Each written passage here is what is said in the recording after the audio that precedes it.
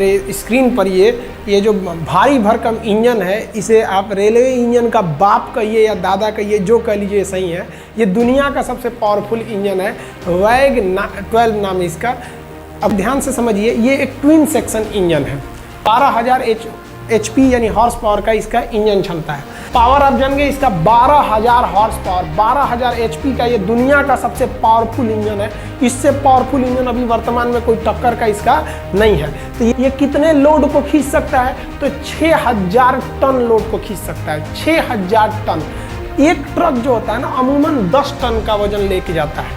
तो एक truck 10 ton का लेता है, इसमें 10 से भाग दीजिएगा तो 600, यानी 600 ट्रक जितना सामान लेके जाएगा ना, ये अकेले उतना ट्रक ये अकेले लेके चला जाएगा। इसका मतलब जय हिंद।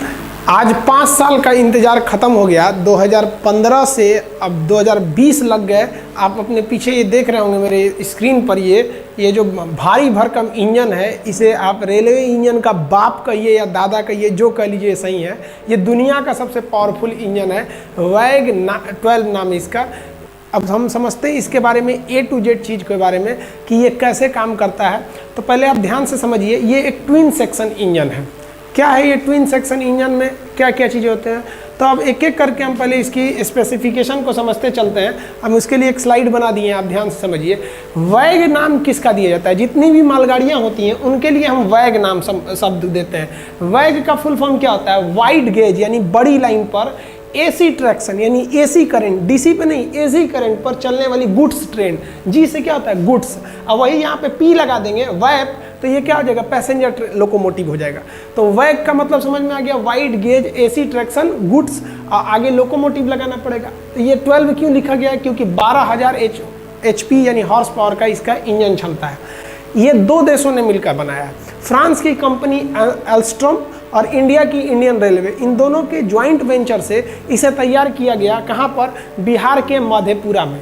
बिहार के मधेपुरा में तैयार किया गया। इसके अलावे सहारनपुर, यह सहारनपुर और नागपुर, उत्तर प्रदेश में पड़ता है आपका सहारनपुर और महाराष्ट्र में पड़ता है नागपुर। ये 2 जगह पर इसके मेंटेनेंस के लिए वो बनाया गया है, मेंटेनेंस सेंटर बनाया गया है। आप अगर नक्शा में देखेंगे इन जगहों को तो ध्यान से देखिए आप, ये बिहार के मधेपुरा जिला है, यहाँ पर इसका प्रोडक्शन होगा। और उत्तर प्रदेश का ये हो गया आपका सहारनपुर, यहाँ पर मेंटेनेंस है इसका। दूसरा महाराष्ट्र के नागपुर में। तो ये दोनों जगह इसके किस लिए है भाई? मेंटेनेंस के लिए। और ये जगह किस चीज़ का है? बिहार का मधेपुरा मेन प्रोडक्शन लाइन है इसका। अब हम इसके स्पेसिफिकेशन को समझते चलते हैं। अब ध्यान से समझिए इसका स्पेसिफिकेशन। सबसे पहला तो ये 3 फेज इंजन है, 3 फेज। आप कहिएगा कि सर हम रेलवे ट्रैक पे देखते हैं तो ऊपर एक ही फेज रहता है, और आप कह रहे हैं 3 फेज, इसका मतलब 3-3 तो इसके लिए ऊपर से तार जाएगा, OHE वायर 3-3 जाएगा। तो 3 OHE वायर नहीं जाएगा। आप ध्यान से समझिए, यहाँ पर देखिए, ये आपका वैग 12 इंजन है, इसके ऊपर एक ही OHE है। OHE के बारे में अलग से समझा देंगे। नीचे वाले तार को हम लोग कॉन्टैक्ट वायर कहते हैं, ऊपर वाले को कैटेनरी वायर, बीच वाले इसको हम लोग कहते हैं ड्रॉपर, वो बाद में हम कभी समझा देंगे। तो देखिए, ये जो इंजन क्या करेगा, सिंगल फेज लेगा ऊपर अपने OHE से, इसे पेंटोग्राफ कहते हैं, OHE से। आप लोग के मन में एक सवाल आता होगा, ये घिस क्यों नहीं जाता है? कभी इसके बारे में भी हम चर्चा कर देंगे। तो देखिए, ये सिंगल फेज लेता है, उस सिंगल फेज को ये उस सिंगल फेज करंट को ये DC में बदलता है। अब DC में बदलने के बाद उसको 3 फेज AC में बदल देता है। तो ये एक तरह से तो AC हो ही गया, और सिंगल फेज को लेके किस फेज में कर दिया? 3 फेज में। इसलिए इसको क्या कहा गया है? 3 फेज पे चलने वाला है। 3 फेज पे चलने वाले जो भी लोकोमोटिव होते हैं, वो सिंगल फेज पे चलने वाले की तुलना में बहुत ही ज़्यादा शक्तिशाली होते हैं। समझ में आ गया? दूसरा, इस इंजन की बात करेंगे तो इसका 180 टन इसका खुद का वेट है। अगर केवल इंजन, खाली इंजन की बात करेंगे ना, तो 180 टन है। ये बहुत अच्छी बात है। इंजन जितना भारी होता है वो उतना ज़्यादा सामान लेके जा सकता है। और अगर इंजन हल्का होगा ना तो चक्का फिसल जाएगा। कैसे? आप देखते होंगे कि घोड़ा कभी हल्का हो जाता है और उसके पीछे सामान ज़्यादा लाद देते हैं, बस उठ जाता है ऐसे। तो अगर इंजन हल्का हो जाएगा ना, ज़्यादा सामान लेंगे तो इसका चक्का फिसलने लगेगा।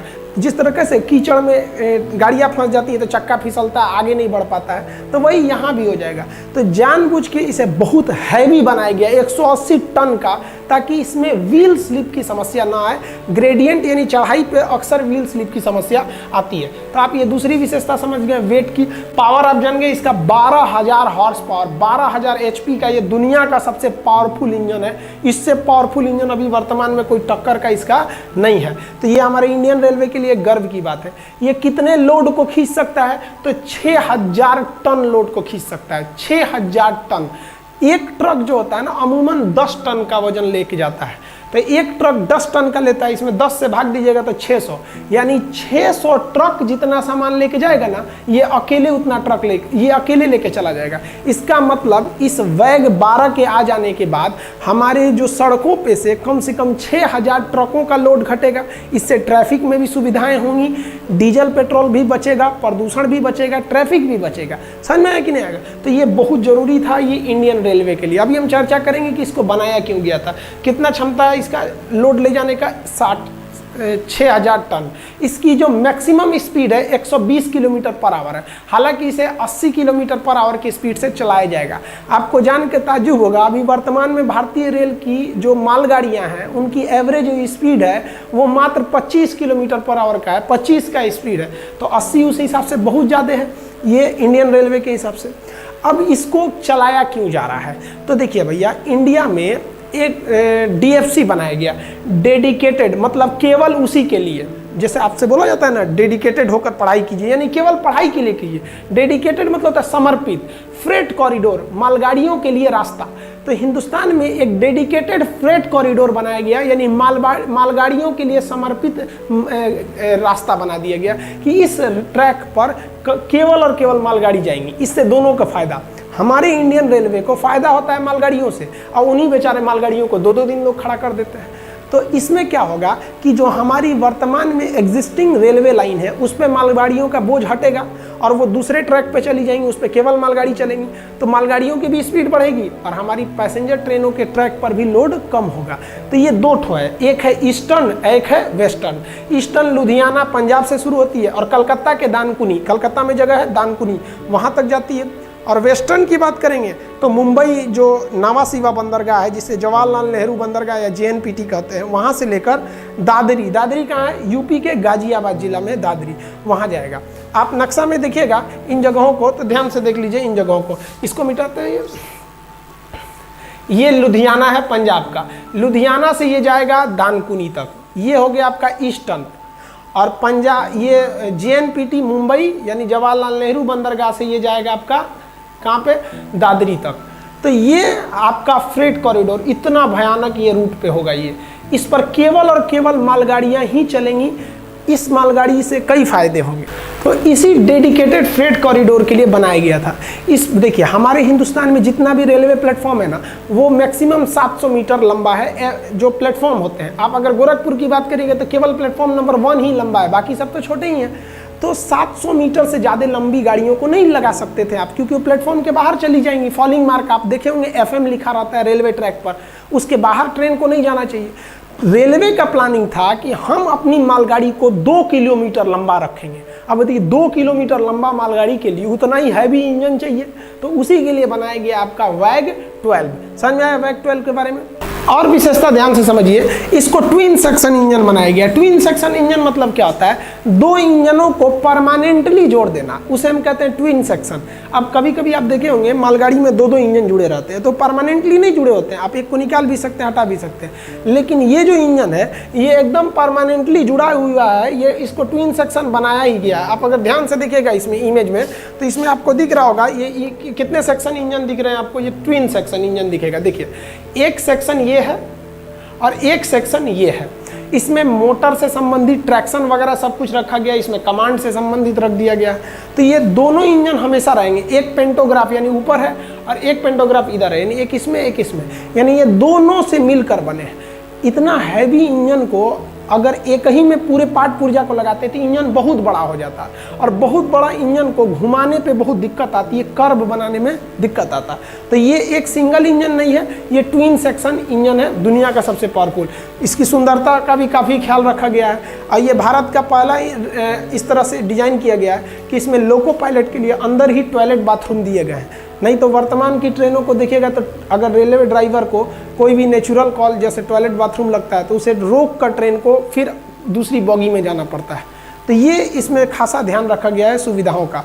और इसकी जो सबसे बड़ी विशेषता रखी गई है वो इसका बॉगी को देखिए ध्यान से, इसकी जो बॉगी बनाई गई है वो बोबो प्लस बोबो बनाया गया है। आप में से बहुत लोग को यही नहीं पता होगा कि बॉगी क्या होता है। देखिए ध्यान से, बॉगी क्या होता है। बॉगी इसको बोला जाता है, ये जो चीज़ दिख रही है आपको ये है भाई बॉगी, जबकि आप लोग ना ट्रेन के डिब्बा को बोलते हैं बॉगी। और लोग बोलते हैं कोने बॉगी में तोरा रिजर्वेशन है रे, हाँ तो कहेगा S3 में। अरे भैया रिजर्वेशन बॉगी में होगा, मरिए जाएगा आदमी जो बैठेगा इसमें। चक्का के ग्रुप को हम लोग क्या कहते हैं, बॉगी कहते हैं, बॉगी। तो देखिए जिसमें दो दो का ग्रुप लगा रहता है उसको कहते हैं बोबो, उसे क्या कहेंगे, बोबो। तो पहला ये समझ में आ गया ना, बॉगी। देखिए इसमें दो दो का ग्रुप है, दो यहाँ दो यहाँ, तो ये बोबो ग्रुप कहलाता है। ऐसा बॉगी बहुत तेज भागता है। और जिसमें तीन तीन चक्कों का ग्रुप रहता है उसे कहते हैं कोको। देखिए आप ध्यान से, इसमें एग्जाम्पल में हम आपको दिखा देते हैं कोको का एग्जाम्पल। आप ध्यान दीजिए, यहाँ पे देखिए तो तीन चक्के दिखेंगे आपको यहाँ पे, 1 2 3, 3 का ग्रुप यहाँ है और 3 का ग्रुप यहाँ है, तो इसे कहेंगे कोको। और इधर भी कोको। ऐसा थोड़ी है कि केवल इतने से ट्रेन में चल जाएगा, भैया आगे पीछे दोनों ना लगाना पड़ेगा। तो इसको क्या कहते हैं, कोको। ये हो गया को, तो ये कोको इंजन है। तो जिसमें 3-3 के ग्रुप लगाए जाएंगे तो कोको। हालांकि आप रेलवे के जॉब करने वाले आदमी थोड़े हैं जो आपसे ये पूछेगा कि कोको में कितना इंजन, कितना टोटल चक्का कितना। तो कोको में चक्का गिनिए ना, 3 इधर दिख रहा है तो 3 उधर भी दिखेगा, यानी 6 इधर और 6 इधर, यानी 12 चक्के हो जाते हैं। तो हम चक्के नहीं गिन रहे हैं, हम ग्रुप गिन रहे हैं। 3 के ग्रुप में रहेगा तो कोको और 2 के ग्रुप में रहेगा तो बोबो, और इसी को हम कहते हैं बॉगी। और ऊपर का ये एरिया तो इसको कोच कहते हैं। समझ में आया? तो ध्यान दीजिए, जो भी इंजन कोको होता है, कोको बहुत हैवी होता है, लोड खींच लेता है बहुत भयानक, लेकिन वो स्पीड नहीं भाग पाता है। इसलिए जितनी मालगाड़ियाँ देखेंगे वो सब कोको होती है, क्योंकि लोड तो खींच लेती है लेकिन स्पीड नहीं भाग पाती है। और जितना इंजन आप बोबो देखिएगा, जैसे बोबो, तो ये ससुरा स्पीड भागेगा लेकिन लोड नहीं खींच पाता है। लोड खींचने के लिए भैया 2 पे कितना लोड देंगे, 2 एक्सल पे तो ज़्यादा चाहिए ना। तो उसके लिए भैया आपको क्या चाहिए था, कोको। अब इंडियन रेलवे परेशान।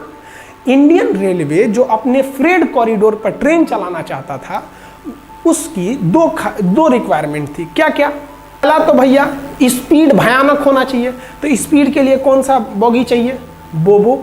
दूसरा रिक्वायरमेंट कि भैया लोड भी भयानक ले जाए, तो उसके लिए क्या चाहिए, कोको। रेलवे पगला गया, अब क्या करें, हम बोबो डालेंगे तो खींच नहीं पाएगा और कोको डालेंगे तो तेज नहीं भागेगा, इनको दोनों चाहिए। तो दिमाग लगाया रेलवे वालों ने, और रेलवे वालों ने क्या किया, इसे बोबो प्लस बोबो बना दिया। देखिए आगे भी 2, देखिए ये इंजन 2 चक्का यहाँ 2 यहाँ, तो ये भी बोबो है पहला सेक्शन में, और दूसरा सेक्शन में भी बोबो है। तो ये बोबो अब प्लस बोबो है।